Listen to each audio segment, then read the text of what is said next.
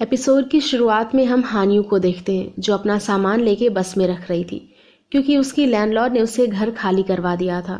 जहां बस में उसे बाजू वाली सीट पर ली दिखता है जो बैठकर पुरानी बातों को याद कर रहा था, जिसमें उसका डॉक्टर एयरपोर्ट पर काम करने की वजह पूछता है। जहां ली उसे बताता है कि उसे प्यार हो गया है और उसे याद आ रहा था कि उसके एक्सीडेंट से उसकी जीने की इच्छा ही मर गई थी और वो व्हीलचेयर से सीढ़ियों से गिरकर सुसाइड भी करने वाला था, पर किसी ने उसे ऐसा करने से रोक दिया था। और अब सीन प्रेजेंट में आता है जहां हानियों को नींद में देखकर ली मुस्कुराता है। उसके बाद एयरपोर्ट पर एक आदमी नकली पासपोर्ट लेकर आता है जिसे कस्टम सर्विस वाले चेक करते हैं तो उसे आगे जाने से मना करते हैं, लेकिन वो उनसे रिक्वेस्ट करता है कि उनकी वाइफ को बेबी होने वाला है। उसके बाद ह्योयंग फिर से मिसेस यांग से बैरिकेड्स के लिए झगड़ा करती है क्योंकि यांग ने उन्हें फिर से शॉप में रखवा दिए थे क्योंकि उससे पैसेंजर्स को चोट लग सकती थी। जहां दूसरी तरफ हानियू उसका सामान लगेज रूम में रखने जाती है, लेकिन स्टाफ उसे सामान रखने से मना कर देता है और बेचारी हानियू अपना सामान लेकर इधर उधर घूम रही थी। पर तभी उसे युनको का कॉल आता है और वो उसे कहता है कि वो उसके घर रह सकती है, लेकिन हानियू मना कर देती है। जहां ऑफिस में युनको की कलीग उसे छेड़ती है कि वो लड़की पटा रहा है, लेकिन युनको मुस्कुराकर कहता है कि वो सिर्फ उसकी दोस्त है। अब आज फिर से हानियू ऑफिस लेट आती है और क्वॉन हमेशा की तरह हानियू के लेट होने पर गुस्सा कर रहा था, जिसकी वजह से हानियू चेयर के नीचे छुपती है और फिर कॉन्फिडेंस से बाहर उठकर क्वॉन के सामने बहाना बनाती है कि वो 1 घंटे पहले ही वहां आ गई थी, लेकिन वो राउंड पर गई थी, जिसके लिए क्वॉन उसे नहीं डांटता है। उसके बाद ली हानियू के लिए कॉफी बना रहा होता है तो उसे उसके सामान के लिए पूछता है तो हानियू उसे बताती है कि उसे कंपनी से 3 दिन बाद घर मिलेगा। ली के हाथ में गर्म कॉफी का मग देखकर हानियू उसे छीन लेती है और उसके हाथों को पकड़ के देखने लगती है तो ली उसे कहता है कि वो ऐसे किसी के भी हाथों को पकड़ लेती है क्या। तो थोड़ा शर्मिंदा होकर हानियू उसके हाथ को छोड़ देती है और फिर ली वहां से पानी का डिस्पेंसर ठीक करने जाता है। जहां लिफ्ट में उसे सियोन मिलता है जो उसे पूछता है कि 12 साल बाद भी वो जिंदा कैसे है, जिससे हमें पता चलता है कि सियोन ली के जिंदा होने से खुश नहीं था और यहाँ क्लियर हो गया था कि उस एक्सीडेंट में सियोन का कुछ तो हाथ था। इतना कहकर ली लिफ्ट से बाहर आता है जहां रास्ते में उसे बचपन की बात याद आती है जिसमें वो और सियोन साथ में नूडल्स खाते हैं और वो दोनों भाई हैं। अब प्रेजेंट सीन में ली को हानियू का कॉल आता है और वो उसे फोन पर एक फोटो भेजती है जो वही नकली पासपोर्ट वाले आदमी का था और जिसकी वाइफ प्रेग्नेंट है, जिसे बहुत पेन हो रहा था और हानियू उसी आदमी को ढूंढने के लिए ली को कहती है। दूसरी तरफ वो आदमी स्टाफ से उसकी वाइफ से मिलने के लिए रिक्वेस्ट करता है, लेकिन वो लोग उसकी बात नहीं मानते और इधर उसकी वाइफ मेडी सेंटर में दर्द से तड़प रही थी। उसके बाद जब ली डिस्पेंसर ठीक करवा रहा था तो उसे वही आदमी दिखता जो बहुत ही परेशान था। ली हानियू को कॉल करके कहता है कि उसे वो आदमी मिल गया है, लेकिन उसे अंदर आने की परमिशन नहीं है। उसके बाद वो आदमी वॉशरूम में उसकी वाइफ को कॉल करके सॉरी कहता है क्योंकि वो उसके बच्चे को देखने नहीं जा सकता था। और तभी वॉशरूम के बाहर हानियू आती है और ली से कहती है कि उसे उस आदमी की मदद करनी चाहिए, लेकिन ली कहता है कि ये सब उसके हाथ में नहीं है।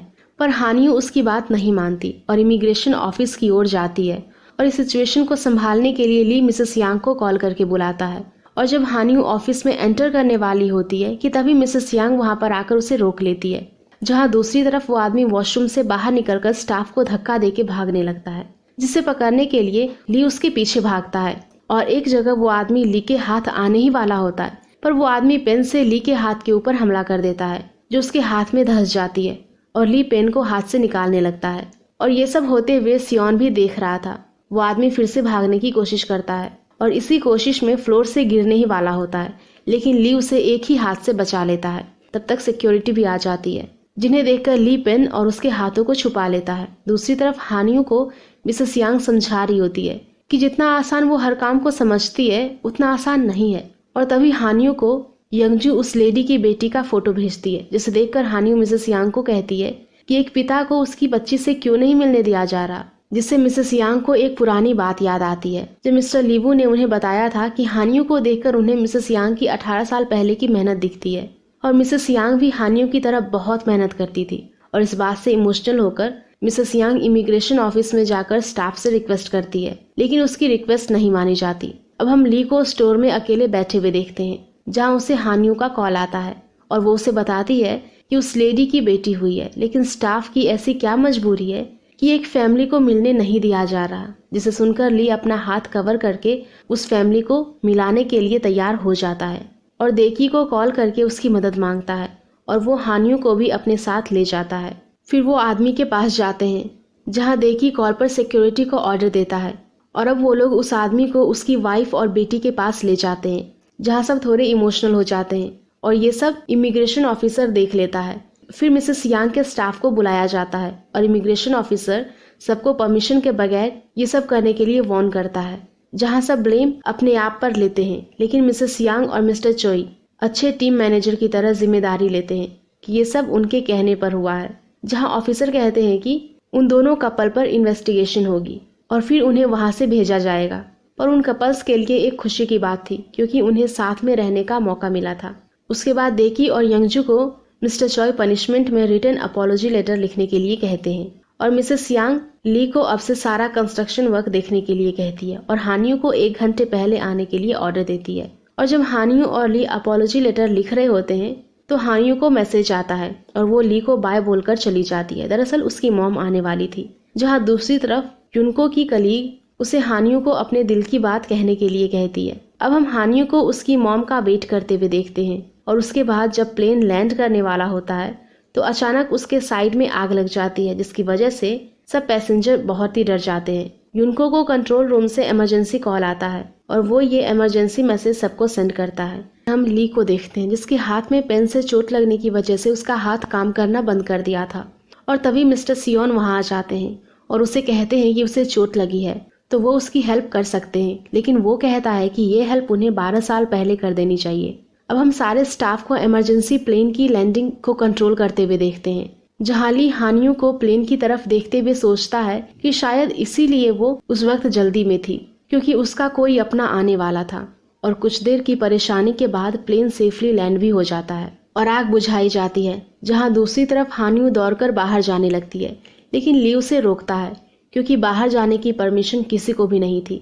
और उधर ली मिसेस यांग को कॉल करता है और कहता है कि हानियों को उसकी मॉम से मिलने प्लेन में जाना है, लेकिन रूल्स की वजह से मिसेस यांग को उसे रोकना पड़ता है और यांग हानियों को सिर्फ वेट करने के लिए कहती है। मिसेस यांग की ये बातें सुनकर सियोन उसके पास जाता है, जहाँ सियोन को पता चलता है कि हानियों की मॉम उसी प्लेन में है। उसके बाद हानियों जा रही होती है तो ली भी उसके साथ चलने के लिए रिक्वेस्ट करता है क्योंकि वो इस सिचुएशन में हानियों को अकेला नहीं छोड़ना चाहता था, लेकिन हानियों कहती है कि उसे इसकी जरूरत नहीं है और इतना कहकर वो वहां से चली जाती है। तभी वहां ली को मैसेज भी आता है कि मिस्टर क्वांग उस पर बहुत गुस्सा है क्योंकि वो गायब था और उसे तो हानियों की हेल्प करनी थी, इसीलिए वो फिर से हानियों को कॉल लगा के उसकी मॉम का नाम पूछता है और तुरंत बस में बैठकर प्लेन की तरफ जाता है और प्लेन से उतरे हर एक पैसेंजर में हानियों की मॉम को ढूंढता है, जहां दूसरी तरफ हानियों सीढ़ी पर बैठकर परेशान हो रही थी।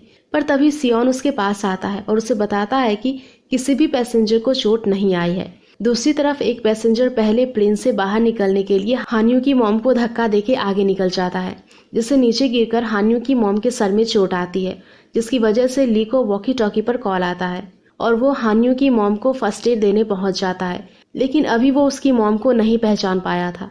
और जब हानियों की मॉम पानी पीकर ली को ग्लास हाथ में देती है तो वो ग्लास को पकड़ नहीं पाता और वो ग्लास नीचे गिर जाता है, जिससे ली को पता चलता है कि फिर से उसका हाथ काम करना बंद कर चुका है और मेडिकल टीम को आते देख ली पीछे छुप जाता है। जब यंगजू उस लेडी को लेके वहां से जा रही होती है तो वो ली को पीछे छुपा हुआ देख लेती है, लेकिन वो उस पर ज्यादा ध्यान नहीं देती और वहां से चली जाती है। उसके बाद जब मिसेस यांग हानियों को पैसेंजर को फूड देकर मदद करते हुए देखती है तो वो उसे जाकर बताती है कि अब वो उसकी मॉम से मिल सकती है। अब हानियों के जाने के बाद यंग भी पैसेंजर की हेल्प करती है, जिससे मिस्टर चॉय देख रहे थे और सोच रहे थे कि यंग भी नर्म दिल की इंसान है। उसके बाद हम हानियों को देखते हैं जो अपनी मॉम से मिलकर बहुत ही खुश थी और ली भी पीछे से खड़ा ये सब देख रहा था। उसके बाद सियोन मिस्टर चॉय से मिलता है और उसे कहता है कि ली को लेवल 1 डिसेबिलिटी है, पर फिर भी वो एक नॉर्मल इंसान की तरह कैसे चल रहा है और क्या कभी चॉय ने उसका वॉकिंग डिवाइस चेक भी किया है। तो चॉय को मिसेस यांग की समझाई हुई बात याद आती है और वो सियोन को उसके मामले में दखल देने के लिए मना करता है। फिर पुलिस उस आदमी को अरेस्ट कर लेती है जिसने हानियों की मॉम को धक्का दिया था। अब एयरपोर्ट पर हमेशा की तरह नॉर्मल माहौल था और यंगजू दे से कहती है कि उसने ली को प्लेन में छुपते हुए देखा था जब वो हानियों की मॉम को लेने गए थे और दूसरी तरफ हानियों की मॉम घर जाने के लिए ट्रेन का वेट कर रही होती है। और तब उनकी कॉल पर हानियों से बात होती है और वो हानियों को ली को थैंक यू बोलने के लिए कहती है। लेकिन हानियों को समझ में नहीं आ रहा था कि उसके कौन से दोस्त ने उसकी मॉम को फर्स्ट एड दिया था। और फिर हानियों दे के पास जाके पूछती है तो दे बताता है कि वो लोग जब तक वहां पर पहुंचे तब तक उसकी मॉम को किसी ने फर्स्ट एड दे दिया था। तो पास बैठी यंगजू कहती है कि ये बात उसे ली से पूछनी चाहिए और इसीलिए वो ली को कॉल करती है। लेकिन वो उसका कॉल देखकर भी अटेंड नहीं करता और तब तक ली का डॉक्टर आ जाता है और उसे कार में बिठाकर ले जाता है। जहां दूसरी तरफ ली को ऑफिस में ना देखकर क्वांग गुस्सा हो रहा था। तभी मिसेस यांग आकर उसे कहती है कि ली की तबीयत ठीक नहीं है और वो उसे बताकर गया है। जहां हानियू ली को वहां ना देखकर परेशान थी कि आखिर ली को हुआ क्या है। और जब उसे यून का कॉल आता है और वो उसे मिलने के लिए कहता है तो वो बहाना बना देती है कि वो एयरपोर्ट के बाहर है। पर जब यून को हानियू को एयरपोर्ट में देखता है तो वो थोड़ा सरप्राइज हो जाता है। उसके बाद मिसेस यांग भी उसी जगह पर जाती है जहां ली हमेशा जाया करता था और तभी सियोन भी वहां आता है और यांग उसे वहां आने की वजह पूछती है तो वो बताता है कि वो भी एक टाइम वहां एक दोस्त के साथ आया करता था जो कि उसके लिए छोटे भाई जैसा था और एक दिन उसके दोस्त का एक्सीडेंट हुआ जिसके बाद वो दोनों कभी नहीं मिले। पर फिर से इतने सालों के बाद वो मिले और वो यहाँ सारी सच्चाई बता देता है और यांग से पूछता है कि वो ली को उसके डिपार्टमेंट में क्यों लेके आई है। जहाँ दूसरी तरफ हम डॉक्टर को ली का हाथ ठीक करते हुए देखते हैं और क्योंकि उसका हाथ एक दिन में ठीक नहीं हो सकता था इसलिए डॉक्टर उसे अगले दिन छुट्टी लेके फिर से आने के लिए कहता है। अब डॉक्टर के जाने के बाद ली सोच रहा था कि उसे बस आम लोगों की तरह जिंदगी जीनी है और साथ ही वो हानियों को याद कर रहा था। और तभी हानियों ली को मैसेज करती है कि वो कैफे के बाहर उसका बैग लेके खड़ी है। लेकिन ली उसे नहीं मिल सकता था क्योंकि डॉक्टर ने उसे उसका मशीन वाला हाथ यूज करने से मना किया था।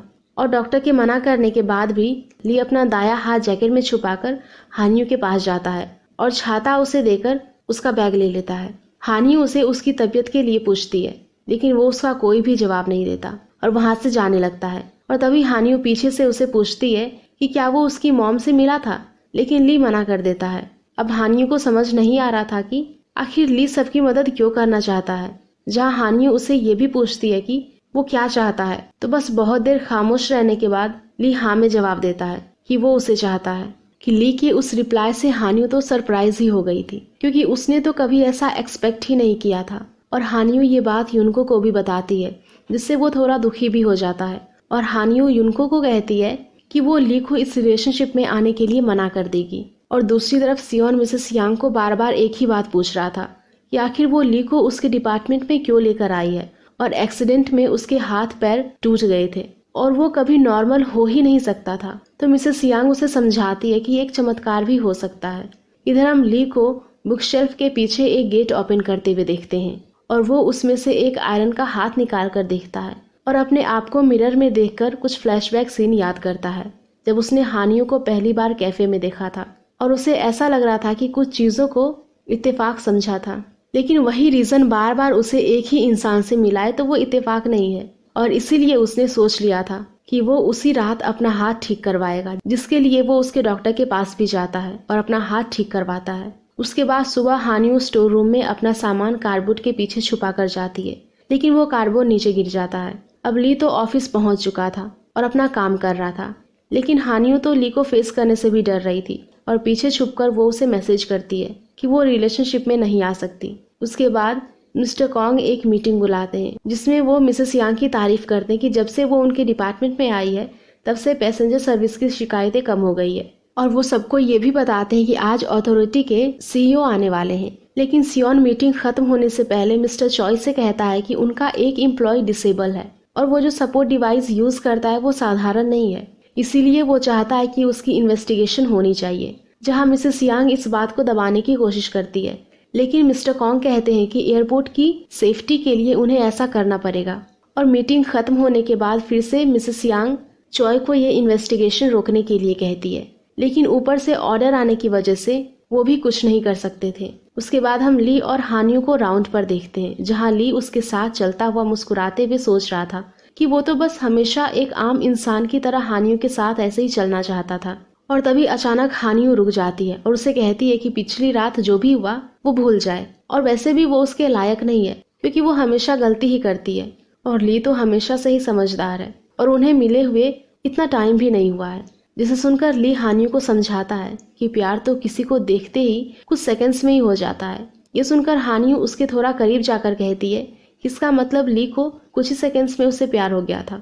जहाँ ली मन में सोच रहा था कि हानियों के लिए पहली मुलाकात उस बस स्टॉप पर थी, लेकिन उसके लिए तो कैफे में थी। और तभी पीछे आ रहे लोगों की टक्कर से हानियों ली से टकरा जाती है और ली का हाथ हानियों के हाथ में होता है। जहाँ फिर से हानियों ली के हाथ को नोटिस करती है, लेकिन ली अचानक से उसका हाथ छुड़वा देता है और अपसेट होकर वहां से चला जाता है। उसके बाद कुछ लोगों का ग्रुप मिस्टर लीबू को परेशान करने के लिए आता है। जहाँ मिस्टर ली उनकी बात नहीं मानते तो वो सब अपने कपड़े उतार कर वहीं लेट जाते हैं, जिसे देखकर सारा स्टाफ परेशान हो जाता है। और जब ली ऑफिस में आता है तो मिसेस यांग उसे वहीं रोककर अकेले मिलकर समझाती है कि कुछ दिन वो इधर उधर ना घूमे, क्योंकि मीटिंग के वक्त सियोन ने उस पर काफी सवाल उठाए थे और उसने मिस्टर चॉय को उस पर इन्वेस्टिगेशन करने के लिए कहा था, जिसे सुनकर ली बहुत गुस्सा भी हो जाता है। और ये सारी बातें पीछे खड़ी यंगजू भी सुन रही थी। उसके बाद जब हानियों ऑफिस में एंटर करती है तो जमीन पर उसे सोते हुए लोग दिखते हैं, जो कि हानियों को पहले से ही जानते थे। और जब क्वांग हानियों से पूछता है कि वो उन्हें कैसे जानती है, तो हानियों मुस्कुराते हुए कहती है कि ये वही लोग हैं जिनकी उसने कॉलर पकड़ी थी और किक भी मारी थी। उसके बाद हानियों जब ऑफिस में एंटर करती है तो उसे सियोन मिलता है और वो उसे कैबिन से ऑरेंज नोट वाला एक डॉक्यूमेंट लाने के लिए कहता है, जहां हानियों को ली का एक डॉक्यूमेंट भी दिख जाता है, जिससे उसका सारा सच सामने आ जाता है। और ये सब सियोन की एक साजिश थी। उधर मिस्टर चॉय सीसीटीवी में ली की वही वीडियोस देख रहे थे जिसमें उसने सबको बचाया था। उसके बाद ली सियोन को अकेले मिलकर पूछता है कि वो उसे इतनी नफरत क्यों करता है, तो सियोन कहता है कि उसने पहले भी ली को समझाया था कि उसके आसपास ना रहे और उसका पीछा ना करे, फिर भी वो नहीं माना और एक्सीडेंट करवा लिया। पर असल में सियोन की वजह से ही उसका एक्सीडेंट हुआ था, जिसे सुनकर ली बहुत गुस्सा होता है और उसका कॉलर पकड़ लेता है और फिर से पुरानी बात याद करता है, जब वो सियोन के साथ एक छोटे भाई की तरह रहना चाहता था, लेकिन सियोन उसे दूर रहने के लिए कहता है और वहां से जाने लगता है। और उसे याद आता है कि उसकी कोई चीज कैफे में रह गई थी। और तभी अचानक कुछ बदमाश आते हैं और उसके साथ मारपीट करने लगते हैं। और जब ली सियोन को वो चीज उसे देने चाहता है तो सियोन की ऐसी हालत में उसे बचाने की कोशिश करता है, लेकिन वो बदमाश उसे वैन में बिठाकर ले जाते हैं और ली भी वहां पर एक स्कूटर से उसका पीछा करता है, जिसे देखकर वो लोग वैन को रिवर्स लेते हैं और ली उसे टकराकर वहीं गिर जाता है, जिससे उसके दाएं हाथ और पैर टूट जाते हैं और सियोन उसकी मदद करने के बजाय वहां से भाग जाता है। अब सीन प्रेजेंट में आता है और ली सियोन को कायर बोलकर वहां से चला जाता है। दूसरी तरफ मिस्टर ली को परेशान करने आए लोग अभी तक वहां से नहीं गए थे, इसीलिए मिस्टर कॉन्ग सिक्योरिटी टीम को बुलाते हैं और उनके बीच हाथापाई होती है। और तभी सीईओ भी वहां आ चुके थे और ये सीन देखकर वो फिर से वहां से चले जाते हैं। उसके बाद मिस्टर ली भी उन लोगों को वहां से जाने के लिए कहते हैं और वो लोग चले जाते हैं। उसके बाद सिक्योरिटी को कॉल आता है कि लगेज रूम में अनजान बैग मिले हैं, जो कि असल में हानियों के ही थे। और क्वांग को ये बात पता चली तो हानियों को तो उनकी डांट का शिकार बनना ही था। अब शाम को ऑफिस खत्म होने के बाद ली हानियों को अकेले अपने सामान के साथ बैठे हुए देखता है और उसके पास जाकर पूछता है कि उसे अभी तक घर नहीं मिला। तो हानियों बताती है कि बस एक दिन बाद उसे घर मिलने वाला है, तब तक वो होटल में रहेगी। और कुछ देर चुप रहकर ली उसे कहता है कि वो उसके घर पर रह सकती है। तो हानियों कहती है कि वही क्यों, और बस ली कह देता है कि उसे चाहने के लिए उसे कुछ ही सेकंड्स लगे थे और याद करता है जब उसे कैफे में पहली बार देखा था और उसे देखते ही रह गया था। यहाँ हमें पता चलता है कि हानियों कैफे के ऑनर की बेटी थी, क्योंकि उसने हानियों का फोटो ली को बताया था। एंड इसी के साथ एपिसोड भी यहीं पर खत्म हो जाता है। सो गाइज, अगर आप लोगों को ये एपिसोड पसंद आई हो तो प्लीज वीडियो को लाइक करना, शेयर करना और नेक्स्ट एपिसोड के लिए हमारे चैनल को सब्सक्राइब जरूर कर देना। Thank you.